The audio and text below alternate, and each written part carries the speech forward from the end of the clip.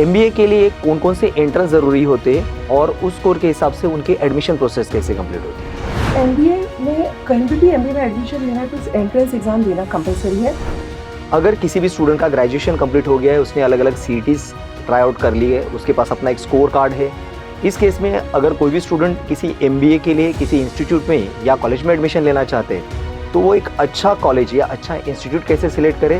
तो जब हमें कॉलेज सेलेक्ट करना है तो सबसे पहले हमें देखना है कि हमें पता नहीं होता कॉलेज कैसा है क्या है। करेक्ट। तो सबसे बड़ी बात होती है कॉलेज के पास कौन से एक्रेडिटेशन है। और अलग अलग बच्चे अलग अलग इंस्टीट्यूट के लिए ट्राई कर रहे हैं। डेफिनेटली हर एक को लगता है एक अच्छा इंस्टीट्यूट उन्हें मिले, बट पार्ट ये कि अगर इस साल जो बच्चे एमबीए करना चाहते हैं उन्होंने आगे जाके कॉलेज सिलेक्शन के टाइम ऐसे कौन से व्यूज़ रखे ताकि उनको एक अच्छा कॉलेज मिले, एक अच्छी इंस्टीट्यूट मिले, अच्छा ब्रांच मिले और वो अपना अच्छा करियर कर पाए, आपके हिसाब से दर्शक जानना चाहते हैं। मैं सबसे पहली बात कहूँगी कि लैबटेक इनोवेशंस। हेलो स्टूडेंट्स, आज महाराष्ट्र में और इंडिया में बहुत सारे बच्चों की ग्रेजुएशन की एग्ज़ाम ख़त्म हो गई है और डेफिनेटली ग्रेजुएशन के बाद स्टूडेंट्स अपना अच्छा करियर करने की कोशिश कर रहे हैं, जिसमें सबसे मेन आ जाता है management career called as MBA. इसी के उपलक्ष्य में बहुत सारी इन्फॉर्मेशन बताने के लिए आज डॉक्टर मेघना भिलारे मैडम यहाँ पे है। Madam please welcome. नमस्ते। Labtech innovation career guidance series students और पेरेंट्स सबका वेलकम किया जाता है। स्टूडेंट्स, स्पेशल बात यह है कि पिछले 20 सालों से मैडम डायरेक्टली एकेडमिक्स में स्टूडेंट्स के साथ इन्वॉल्व है एंड पर्टिकुलरली एमबीए स्टूडेंट्स के साथ साथ how to complete your PhD, उसके लिए उन्होंने 2 स्टूडेंट्स को गाइड भी किया है। Under the activity of Poona university वो पीएचडी के स्टूडेंट्स को गाइड करती है और बहुत सारे स्टूडेंट्स को एमबीए के साथ साथ करियर के बारे में भी वो गाइडलाइन करती है। Madam once again welcome. नमस्ते सर। मैडम, आज के तारीख में बहुत सारे बच्चों ने ग्रेजुएशन कंप्लीट कर रखा है, not only in Maharashtra but all over India. बहुत सारे बच्चों ने ग्रेजुएशन कंप्लीट करने के बाद एमबीए का एंट्रेंस दिया है। Particularly in case of management study और industrial oriented we can say MBA is the crown of higher education. आज के तारीख में बच्चों ने एमबीए करने के बाद क्या क्या उनका फ्यूचर है और उन्हें वो फ्यूचर के लिए किस तरह प्रोस्पेक्टिव होगा आपके हिसाब से? सो बेसिकली एमबीए ऐसी डिग्री है जो किसी को भी प्रोफेशनली डेवलप करती है लीडरशिप और मैनेजरियल रोल के लिए। एमबीए का एडवांटेज ये है कि बच्चे किसी भी स्ट्रीम से हो, let it be from commerce, engineering और any one can pursue MBA. So there is no restriction on particular thing like BE student does ME, but MBA anybody can do it, and it takes you, prepares you for the basically the leadership role and makes you ready for the higher and good packages. So that is how MBA is looked upon, and that's why it's known as a crown professional course. So I would suggest the student that if you have given CET or any entrance exam, you are on the right track, because from here the way you are developed in 2 years, it really takes you to the next level in your career. Madam ने यहाँ पे एक बहुत अच्छी information students के लिए बता रखी है कि either you are completed your engineering और ग्रेजुएशन फ्रॉम एनी स्ट्रीम, आप एमबीए कर सकते हो। दूसरा, एमबीए के बारे में उन्होंने काफ़ी स्पेशल बताया कि इसके बाद आप एक्चुअली स्किल के साथ साथ लीडरशिप के लिए रेडी हो जाते हो। And third, it's a professional course, यानी एक अच्छा पैकेज, एक अच्छा फ्यूचर आपके लिए इंतज़ार कर रहा है। मैडम, डेफिनेटली स्टूडेंट्स अलग अलग पार्ट्स में ये डिसीजन लेने के लिए आगे उस फ्यूचर के लिए और उसके साथ साथ फ्यूचरिस्टिक डेवलपमेंट के लिए काम करते हैं। एमबीए के लिए कौन कौन से एंट्रेंस ज़रूरी होते हैं और उस स्कोर के हिसाब से उनकी एडमिशन प्रोसेस कैसे कंप्लीट होती है? एमबीए में कहीं भी एमबीए में एडमिशन लेना है तो एंट्रेंस एग्जाम देना कंपलसरी है। Depends on the type of institutes, different institute accept different entrance exams. So the common entrance exams are CAT, MAT, CMAT, and if you are from Maharashtra, it's Maharashtra CET.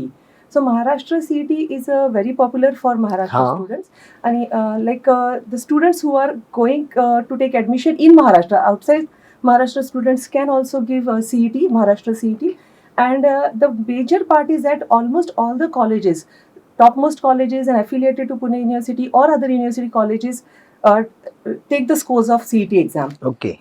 Basically, the advantage, what I would say, of giving CET exam of Maharashtra is for that it accommodates all the students from all the cadres or economical background. So, अगर आप किसी Pune university affiliated college में admission ले रहे हो और आप CET के सेंट्रलाइज प्रोसेस से एडमिशन में आ रहे हो, तो आपको स्कॉलरशिप एंड फ्रीशिप का भी फैसिलिटी मिल जाता है। सो ये क्या होता है, इसमें आने के बाद बच्चे को वो लिमिटेशन नहीं रह जाती कि हम फीस नहीं पे कर सकते। जैसे कुछ बच्चों के लिए गवर्नमेंट की तरफ से EWS है, TW फैसिलिटीज़ हैं। सो जो बच्चे अच्छे मेरिटियस हैं वो बहुत कम फीस में अच्छे कॉलेजेस में पढ़ सकते हैं। So it is up to students. They have to do some research, find out which colleges they want to get in and which type of entrance exams scores are accepted there. Madam ने यहाँ पे बहुत अच्छी तरीके से एक information दे रखी है। स्टूडेंट्स, मैं आपको एक बात बताना चाहता हूँ कि मैडम ऑलरेडी SPPU में बोर्ड ऑफ स्टडीज़ मेंबर के लिए भी काम करती है, साथ में PhD स्टूडेंट्स को भी वो गाइडलाइन करती है। और डेफिनेटली आजकल के जो यूथ है जो MBA सिलेक्ट करना चाहते हैं, उनको अलग अलग जगह महाराष्ट्र में जाके वो सेमिनार के थ्रू गाइडेंस भी प्रोवाइड करती है, जिसके कारण आप अच्छा इंस्टीट्यूट या अच्छा कॉलेज सिलेक्ट करने के लिए आप मैडम की हेल्प ले सकते हो। मैडम, उसी क्वेश्चन की ओर आ जाता हूँ जिसके बारे में मैं अभी बात कर रहा था। अगर किसी भी स्टूडेंट का ग्रेजुएशन कंप्लीट हो गया है, उसने अलग अलग CETs ट्राई आउट कर ली है, उसके पास अपना एक स्कोर कार्ड है, इस केस में अगर कोई भी स्टूडेंट किसी MBA के लिए किसी इंस्टीट्यूट में या कॉलेज में एडमिशन लेना चाहते हैं, तो वो एक अच्छा कॉलेज या अच्छा इंस्टीट्यूट कैसे सिलेक्ट करे? और साथ में एक क्वेश्चन होता है जिसे हम डबल डिफ कहते हैं कि एक अच्छे कॉलेज के साथ साथ एक अच्छा प्लेसमेंट के लिए भी बच्चे एक्सपेक्ट करते हैं, तो ये दोनों के कॉम्बिनेशंस में वो कॉलेज कैसे सिलेक्ट करें? तो जब हमें कॉलेज सेलेक्ट करना है तो सबसे पहले हमें देखना है कि हमें पता नहीं होता कॉलेज कैसा है, क्या है। करेक्ट। तो सबसे बड़ी बात होती है कॉलेज के पास कौन से एक्रेडिएशंस हैं। जैसे MBA के लिए अगर आप मैनेजमेंट के कोर्सेज करें तो NBA का एक्रेडिएशन होता है, NAC का एक्रेडिएशन होता है, कुछ कॉलेज रैंकिंग में होते हैं। तो ये बच्चे जब देख लिए तो ये एक्रेडिएशन ये साबित करते हैं कि college is providing good and good education and they have the sufficient things which a good college should have. Okay. So this is the one most important thing which students should see. Right. Another thing is what type of curriculum the college is having. Like if we say about in Maharashtra or Pune, we have affiliated colleges. Like our college is affiliated to Pune University. Right. So that affiliation matters and the curriculum which the college is delivering. So ज़रूर ये देखना चाहिए कि किस type का curriculum है, उसमें core courses कौन से पढ़ाए जाते हैं, इलेक्टिव कोर्सेज कौन से हैं, कॉलेज कौन सा स्पेशलाइजेशन दे रहा है। क्योंकि MBA जो डिग्री है उसमें जानी जाती है वो वेरियस स्पेशलाइजेशन की वजह से। Correct. तो उसमें जैसे मार्केटिंग, फाइनेंस, HR, अब नया ट्रेंड है बिजनेस एनालिटिक्स, तो ये बहुत सारे ऑप्शंस कॉलेज देते हैं। तो अपने इंटरेस्ट और अपनी काबिलियत के हिसाब से हमने वो स्पेशलाइजेशन वो कॉलेज प्रोवाइड कर रहा है या नहीं। दूसरा होता है जो इम्पॉर्टेंट है वहाँ का टीचिंग लर्निंग प्रोसेस, जिसमें फैकल्टी बहुत इंपॉर्टेंट रोल प्ले करती है। Okay. तो वो फैकल्टी का प्रोफाइल क्या है, वो सिर्फ एकेडमिशियंस हैं, उनका इंडस्ट्री एक्सपर्टीज कितना है, क्योंकि हमें अल्टीमेटली प्लेसमेंट की तरफ अपने आप को रेडी करना है। Okay. तो फैकल्टी का रिसर्च में इंक्लिनेशन कितना, ये चीज़ें फैकल्टी प्रोफाइल, और ये सब चीज़ें यूजुअली इंस्टीट्यूट की वेबसाइट पे हर इंस्टीट्यूट मेंशन करता है। तो वेबसाइट अगर आप विजिट करेंगे तो आपको ये चीज़ें वहाँ पे पक्का दिख जाएंगी। और फिर उसके बाद होता है कि कॉलेज का प्लेसमेंट रिकॉर्ड, जो हमेशा हम कहते हैं कि MBA को प्लेसमेंट की नज़रिए से देखा जाता है कि MBA करने पे एक अच्छी नौकरी मिल जाती है, तो डेफिनेटली। बट वो जब हम कॉलेज सेलेक्ट करते हैं तभी हमें देख लेना चाहिए कि उसका प्लेसमेंट सक्सेस रेट कितना है, कितना प्लेसमेंट कॉलेज ने ऑफर किया है। तो इसके लिए 2-3 चीज़ें बच्चे डेफिनेटली कर सकते हैं कि उनका एल्यूमिनाई डेटाबेस देख लें। आजकल बहुत से प्लेटफॉर्म है, लिंक्डइन पे जाके उन बच्चों से कनेक्ट कर सकते हैं जो एल्यूमिनाई है, उनसे कनेक्ट होकर पता चल सकता है। कॉलेज में आके विजिट करें। और एक बात मैं ये ज़रूर कहूँगी कि अगर आपको पॉसिबल है तो कॉलेज ज़रूर विजिट कीजिए जहाँ भी आपका इंटरेस्ट है। किस लोकेशन में कॉलेज है, जैसे Pune is known as Oxford of East, so we should say कि MBA is a degree which is we are doing it in MBA. So which region you are doing MBA, it also matters a lot, Right. because you get exposure accordingly. Like if you say about our college, we are located in Pimpri and we are very old college. We have our legacy and we have location advantage of IT and manufacturing hub. Okay. तो उससे बच्चों को क्या होता है, जो MBA का main part है जिसमें प्रैक्टिकल एक्सपोजर बहुत ज़रूरी है, करिकुलम के साथ प्रैक्टिकल एक्सपोजर दिया जाता है, इंटर्नशिप्स और हैंड्स ऑन प्रैक्टिसेस के साथ। तो जब ये कॉलेज के लोकेशन के हिसाब से जब बच्चों को इंडस्ट्री एक्सपोजर मिलता है, इंडस्ट्री के लोग कॉलेज विजिट करते हैं, तो इससे बहुत फ़ायदा होता है। और यही कुछ चीज़ें हैं जो कॉलेज बच्चों के लिए फोकस करता है, जो प्लेसमेंट में रिजल्ट करती है। ओके। सो बच्चों ने जो 2 साल यहाँ पे स्पेंड करने होते हैं, with which specialization you are selecting, then you have to see कि how you for placement, coming to your main question of placement. So in these 2 years students have to be very focused, they have to do their studies best and they have to develop their skill sets. So what are the important skill sets? You have to change or you have to transform yourself 360 degree, because you are looking for the managerial or leadership role. You are not going to work on a middle level, you are looking yourself to that. So वहाँ पे जाके हमें एक बहुत अच्छा leader बनना ज़रूरी है। और इसके लिए जो करिकुलम की सारी एक्टिविटीज़ होती हैं पर्सनालिटी डेवलपमेंट बोलो या उनके असाइनमेंट्स बोलो या उनके हैंड्स और एक्सपीरियंस इंटर्नशिप होगी, ये चीज़ें स्टूडेंट्स से बहुत सिंसियरली करनी ज़रूरी है। और ये अगर आप सिंसियरली करोगे और कॉलेज एक बहुत अच्छे ब्रांड्स के साथ आप एसोसिएटेड हो तो definitely placement won't be a issue for you. Placement की बात करें तो ये डेफिनेटली स्टूडेंट के इंडिविजुअल कैलिबर पे मिलती है। ग्रेट। सो आप अगर 2 साल में खुद को उतना काबिल बना लो तो कोई कहीं भी और किसी भी कंपनी में आप डेफिनेटली एक्सेप्ट किए जाओगे। तो उसके लिए क्या है कि जब आप एडमिशन ले रहे हो तब आपने डिसाइड करना है कि आपको क्या अचीव करना है। बेसिकली ये स्टूडेंट का फोकस होना चाहिए। करेक्ट। और उसके बाद कौन सी स्ट्रीम आप ले रहे हो, जैसे आप मार्केटिंग ले रहे हो, फाइनेंस ले रहे हो, एचआर ले रहे हो, and then you should prepare yourself for that. And definitely हर कॉलेज से वो सपोर्ट सिस्टम होता ही है कि प्लेसमेंट से बोलो या अदर क्लब्स होते हैं कॉलेज में, बहुत सारी एक्टिविटीज चलती है जिससे बच्चों को इसमें प्रिपेयर किया जाता है। करेक्ट। तो हर बच्चा काबिल होता है बट उसका हार्डवर्क और डेडिकेशन कमिटमेंट ओके। ये चीज़ें बहुत ज़्यादा मैटर करती है। कॉलेजेस में कंपनीज बहुत आती हैं, हर बच्चे को अपॉर्चुनिटी दी जाती है बैठने के लिए, बट अगेन आपको कंपनी के क्राइटेरिया में बैठना पड़ता है, उनके इंटरव्यूज़ क्लियर करने पड़ते हैं। तो आपको जब 50 बच्चों के साथ या 100 बच्चों के साथ कंप्लीट करना है तो आपको उतने लेवल पे खुद को तैयार करना पड़ता है। राइट। इसीलिए मैं हमेशा कहती हूँ कि बच्चों ने कॉलेज की एक्टिविटीज़ में सिंसियरली अगर आप पार्टिसिपेट करोगे डे 1 से, सो आपको प्लेसमेंट में कभी भी हर्डल नहीं आएगा। स्टूडेंट्स यहाँ पे मैं स्टूडेंट्स को लिटरली अवेयर करना चाहूँगा इस बारे में कि मैडम ने जो कहा है वो काफ़ी सीरियस और इम्पोर्टेंट थिंग कही है कि आप 2 साल में कितना एक्टिविटीज़ में इन्वॉल्व होते हो, साथ में आप खुद को कितनी अच्छे लेवल पे डेवलप करते हो। इसी हिसाब से पैकेज का भी फ्यूचर में बाइफर्गेशन होगा। The students who will get involve 2 years seriously they will get definitely good packages, और 2 साल में जो इरेगुलर या नॉन रूटीन आ जाएंगे तो उनके पैकेजेस क्या वैल्यूज़ कम हो जाएंगे या फिर उनके सिलेक्शन के चांसेस भी कम हो जाएंगे। मैडम डेफिनेटली स्टूडेंट्स आगे जाके जब भी कोई ये सिलेक्शन करेंगे तो इस सारी चीज़ों की ओर फोकस करेंगे। Now coming to the part, MBA में ज़्यादातर स्ट्रीम सिलेक्शन के साथ साथ आगे जाके बच्चों को कुछ और भी फ्यूचर करना होता है, जैसे रिसर्च एंड अदर थिंग्स। जी हाँ। अब जो स्टूडेंट एमबीए कर रहे हैं वो हो गया एकेडमिक्स प्लानिंग, उसके बाद कोई स्टूडेंट्स आगे जाके फ्यूचर एजुकेशन में पीएचडी करना चाहते या रिसर्च करना चाहते। इन स्टूडेंट्स ने अपने को 2 साल में किस तरह डेवलप करना है तो आगे जाके वो हायर स्टडीज़ के लिए भी ट्राई कर पाए या पीएचडी से रिलेटेड या रिसर्च से रिलेटेड एक्टिविटीज़ कर पाए। सो एमबीए जो डिग्री है, हम लोग हमेशा जैसे कहते हैं, हम इसे क्राउन प्रोफेशनल डिग्री इसीलिए क्राउन कहते हैं। Professional degree. हाँ, I always say that way because ये जो डिग्री है, आप अगर पूरा करिकुलम देखेंगे 4 सेमेस्टर का तो वो आपको हर वे में डेवलप करता है। राइट। अगर आप एकेडमिशियन बनना चाहते हैं या आप रिसर्चर बनना चाहते हैं, जैसे बहुत बच्चे चाहते हैं कि वो लोग पीएचडी कर ले, राइट। तो एमबीए के सेमेस्टर 1 से रिसर्च के सब्जेक्ट उनके सिलेबस में होते हैं। वो सिलेबस के साथ जब वो सेकेंड सेमेस्टर के एंड में इंटर्नशिप करते हैं, so that is also entirely research based for which they submit there project reports and everything. So they understand how is research all about, and if they have inclination they definitely go and they start as a part of a curriculum. Many a times teachers ask them to write research papers, do research activities, and if they do that, definitely they know we are interested in research, and after MBA they have to give PhD entrance exam and they can go for PhD. रही बात अगर हम job कर रहे हैं तो definitely वो है, बट एक और बात कहना चाहूँगी कि एमबीए सिर्फ रिसर्च या एकेडमिशियन नहीं बनाता, डेफिनेटली बहुत अच्छे एंटरप्रेन्योर्स भी बनते हैं। राइट। बिकॉज ये जो कोर्स पूरा ऐसा डेवलप किया गया है कि इसमें आपको हर चीज़ का नॉलेज मिलेगा।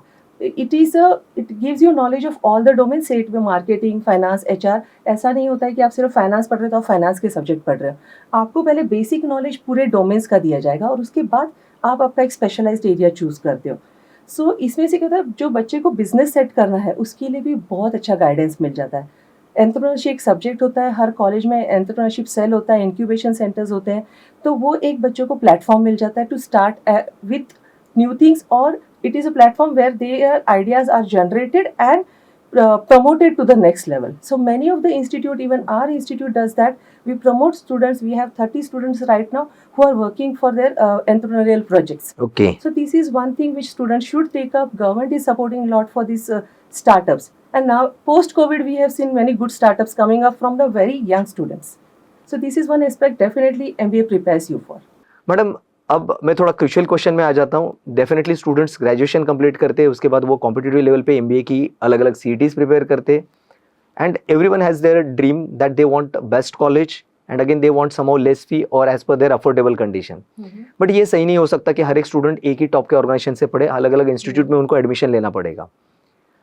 भले ही वो कहीं से भी उनका एमबीए करे, बट इसमें अगर उनको अच्छा इंस्टीट्यूट मिल रहा है नहीं मिल रहा है, ये बात अगर हम सेकेंडरी रखते हैं, तो इन 2 सालों में बच्चों ने ऐसे कौन से खास स्किल्स डेवलप करने चाहिए जिनके कारण उनका एमबीए चाहे कॉलेज कैसा भी हो, बट उनके स्किल्स किस तरीके से डेवलप होने चाहिए या कौन सी स्किल्स डेवलप होने चाहिए जिसके कारण उनका टोटल फ्यूचर आगे अच्छा हो आपके हिसाब ये से? 2 साल में बच्चों ने बेसिकली खुद को एकेडमिकली स्ट्रांग बनना पड़ेगा, मतलब आपको कोर एरियाज का नॉलेज पक्का लेना होगा, क्योंकि आप जब हायर पोजीशन पे भी जाओगे तो एक नहीं होता आप उसी पे काम कर रहे हो, आप पूरा Okay. ऑर्गेनाइजेशन मैनेज कर रहे होते हो, तो एकेडमिक्स तो करना ही करना है, उसके साथ आपका कम्युनिकेशन स्किल बहुत ज़्यादा मैटर करता है, right because without good communication you don't stand in the market. So you have to work a lot on your communication skill. You have to develop critical thinking and analytical skills, because that is a very much important required skill set in a higher position. Right So you have to take decisions of major things, and you have to be strategically strong. You have to like MBA में बहुत सारी case studies कराई जाती है, तो वो case studies को जब हम करते हैं तो हमें समझ में आता है इसमें से सॉल्यूशन कैसे निकालना है.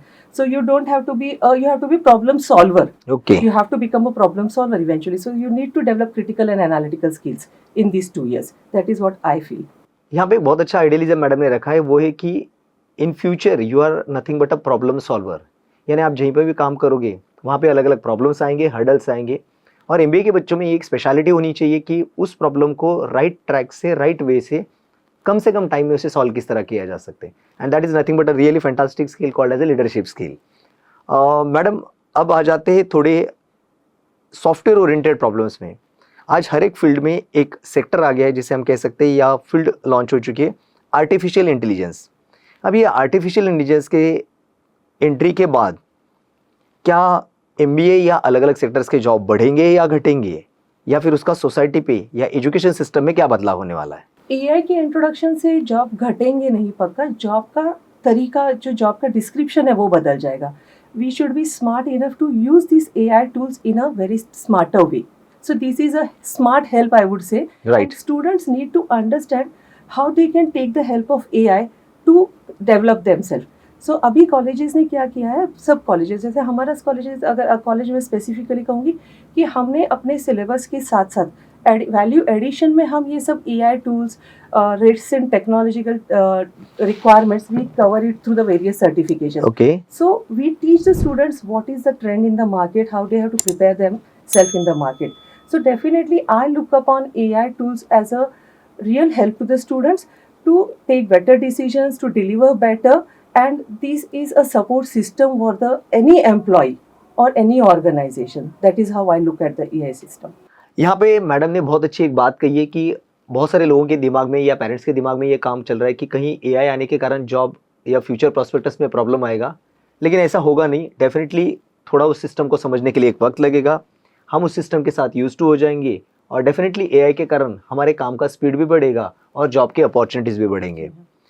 मैडम आज के तारीख में बहुत सारे स्टूडेंट्स ने not only in Maharashtra but also in India graduation के एग्जाम्स खत्म हो चुके हैं, सीईटी के रिजल्ट्स आउट हो चुके हैं जो मैं पहले ही बता चुका हूँ, और अलग अलग बच्चे अलग अलग इंस्टीट्यूट के लिए ट्राई कर रहे हैं.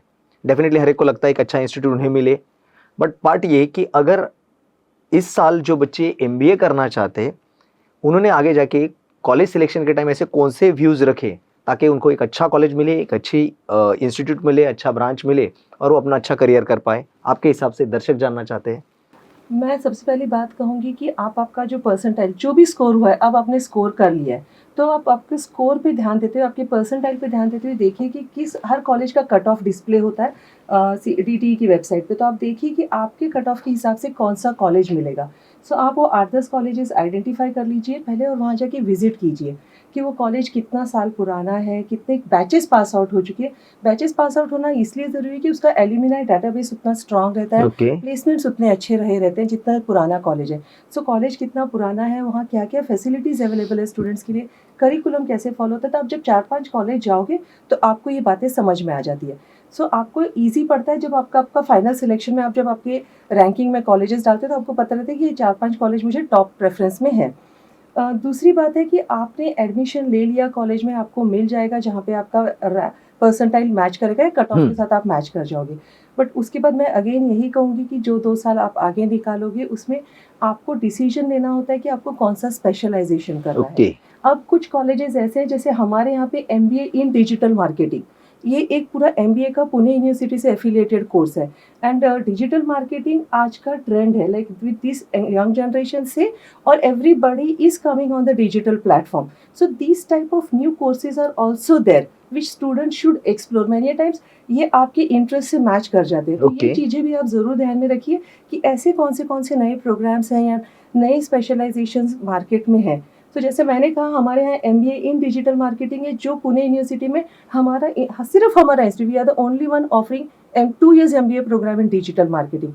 So if you are interested, you can definitely look for this type of courses, and then you have to study hard for 2 years, be determined, work on your communication skill, work on your leadership skill, develop managerial mindset, and here you are, I'm assured that your goals will be fulfilled and your all the dreams and wishes are going to be fulfilled in these 2 years. Students, madam ने काफ़ी अच्छे level पे आपको guide किया है कि अगर आप 2 साल का MBA करना चाहते हो तो किसी कॉलेज को या किसी इंस्टीट्यूट को सिलेक्ट करना कितना इंपॉर्टेंट है। उसी के साथ साथ आई थिंक कट ऑफ के रैंक के हिसाब से आपको कौन से 5, 6, 7 इंस्टीट्यूट में एडमिशन मिल सकता है। वहाँ पे जब आप एक्चुअली देखिए कि वो इंस्टीट्यूट का ओवरऑल सिनेरियो क्या है, क्या आपके एक्सपेक्टेशन वहाँ पे फुलफिल हो रहे हैं, या फिर उसमें से सबसे बेस्ट कौन सा कॉलेज आपके लिए कनेक्टिविटी के साथ प्रेफर है। इसी के साथ साथ अपने स्किल डेवलपमेंट करने के बाद आपको ये भी देखना होगा कि वहाँ पे कितने बैचेस पास आउट हो चुके हैं, उस एल्यूमिनियम स्टूडेंट का डाटा क्या है, वो कहाँ कहाँ प्लेस हो गए, जिसके कारण आपका अपना फ्यूचर डिसीजन करने के लिए आपको एक हेल्प मिलेगी। और सबसे मेन पार्ट रहेगा कि आप स्पेशलाइजेशन में जो रूटीन में चल रहा है, जिसे MBA, फाइनेंस, मार्केटिंग, HR इसे कहा जाता है, बट आप नए नए क्षेत्र खुल चुके हैं, उसमें भी आप अपना अच्छा करियर कैसे कर सकते हो with the proper and authentic notification and information. तो ये सारा नॉलेज आपको लेना होगा। इस नॉलेज के साथ आप अपना डिसीजन लोगे एंड डेफिनेटली इसके साथ आप अपने आप के फ्यूचर को अच्छे से ब्राइट करोगे। मैडम, आज लैबटेक इनोवेशन के इस करियर गाइडेंस सीरीज़ में आप यहाँ पे आए, हमारे बहुत सारे स्टूडेंट्स और साथ में पेरेंट्स, इनको काफ़ी अच्छे लेवल पे गाइडलाइन प्रोवाइड कर दी। डेफिनेटली ये जो यंग जनरेशन है जो आगे जाके अपने कंट्री का लीडरशिप डेवलप करेंगे, ये इस सारे जो हिंट या इंस्ट्रक्शंस आपने दिए उन्हें अलग अलग लेवल पे फॉलो करेंगे एंड डेफिनेटली उनका जो MBA master in business administration का करियर है वो अच्छे से कवर करेंगे और हमारे देश के उन्नति के लिए सभी लोग मिल के काम करेंगे। Thank you once again ma'am. I thank you all the students and parents, wish you all the best and hope you all have a flourishing career. Thanks a lot. Thank you ma'am. Thank you.